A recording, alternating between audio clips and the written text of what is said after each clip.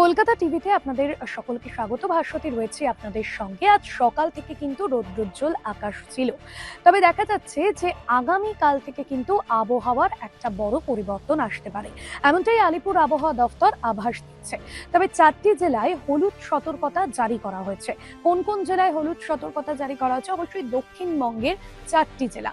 ঝাড়গ্রাম, পূর্ব পশ্চিম মেদিনীপুর এবং পাশাপাশি বর্ধমান, সেখানেও কিন্তু হলুদ সতর্কতা জারি করা হয়েছে। মনে করা হচ্ছে যে আগামীকাল থেকে বৃষ্টির পরিমাণ বাড়বে। এবার কলকাতাতেও কিন্তু বৃষ্টির পরিমাণ বাড়বে, কারণ গতকাল থেকে আমরা দেখেছি, অর্থাৎ সপ্তাহান্তে রবিবার থেকে আমরা দেখেছি যে আকাশে কিন্তু যে মুখভার পরিস্থিতি, সেখান থেকে কোথাও গিয়ে রোদ ঝলমলে আকাশ। গত দুদিন ধরেই কিন্তু এরকমই আবহাওয়া ছিল।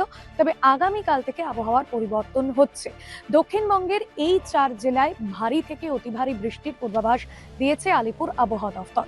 মূলত মৌসুমী অক্ষরেখা যেটি অবস্থান করছে বঙ্গোপসাগরের উপর, সেটি উত্তর থেকে মধ্য বঙ্গোপসাগরে সরছে এবং এটি সরার ফলে কিন্তু বৃষ্টির যে পরিমাণ, সেই বৃষ্টির পরিমাণ ধীরে ধীরে কমবে। তবে যত এর চেঞ্জেস হচ্ছে তত কিন্তু বৃষ্টির পরিমাণ বাড়ছে। বিভিন্ন জায়গায় বৃষ্টি হবে। 14ই অগস্ট কলকাতাতে বৃষ্টির পূর্বাভাস দিয়েছে আলিপুর আবহাওয়া দফতর। 15ই অগস্ট স্বাধীনতা দিবস। স্বাধীনতা দিবসের আগের দিন কিন্তু ঝড় বৃষ্টির পূর্বাভাস থাকছে জেলার বিভিন্ন প্রান্তে। অন্যদিকে উত্তরবঙ্গে কিন্তু হালকা থেকে মাঝারি বৃষ্টিপাত হচ্ছে। এর আগেও আমরা দেখেছি উত্তরবঙ্গে যে প্রাকৃতিক দুর্যোগের ছবি, বিভিন্ন জায়গায় পাহাড়ে ধস নেমেছে, বিভিন্ন নদীতে কার্যত খরস্রোতা নদীগুলোর পাড় ভেঙে বিভিন্ন জায়গায় বসতি ধ্বংস হয়েছে একের পর এক। সেই পরিস্থিতি তৈরি হবে না, তবে হালকা থেকে মাঝারি বৃষ্টিপাতের সম্ভাবনা থাকছে। দার্জিলিং, কালিম্পং, শিলিগুড়ি, মিরিক এই কয়েকটি জায়গাতে কিন্তু ঝড় বৃষ্টির সম্ভাবনা থাকছে। দক্ষিণবঙ্গের ক্ষেত্রে কিন্তু ঝড় বৃষ্টির পরিমাণ বুধবার ঝড় বৃষ্টি বাড়বে। বুধবার বেলা থেকে ঝড় বৃষ্টির পরিমাণ বাড়বে। বৃহস্পতিবারও কিন্তু ঝড় বৃষ্টি বাড়তে পারে, এমনটা মনে করা হচ্ছে।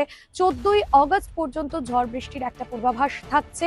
হলুদ সতর্কতা যেরকম রয়েছে, অন্যদিকে উপকূলবর্তী যে এলাকাগুলো রয়েছে সেখানে কিন্তু মৎস্যজীবীদের সমুদ্রে যেতে নিষেধ জানানো হয়েছে।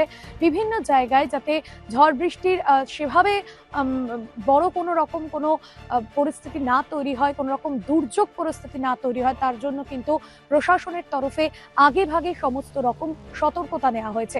সেক্ষেত্রে যারা ভাবছিলেন যে হয়তো বর্ষার আর দেখা মিলবে না, আবার রোদ, সে আগামীকাল থেকে কিন্তু বৃষ্টি হবে। দক্ষিণবঙ্গের পাশাপাশি উত্তরবঙ্গ বৃষ্টির পরিমাণ বাড়বে। মূলত যে অক্ষরেখার অবস্থান সমুদ্রপৃষ্ঠ থেকে 3.1 এমনটাই বলা হচ্ছে আবহাওয়ার তথ্য অনুযায়ী। সেই জায়গা থেকেই কিন্তু এই ঝড় বৃষ্টির প্রভাব বাড়বে, এমনটাই মনে করা হচ্ছে। পূর্বাভাস দিয়েছে আবহাওয়া দফতর। ওয়েদার আপডেট আজ এ পর্যন্তই। তবে অন্যান্য খবরের জন্য দেখতে থাকুন কলকাতা টিভি।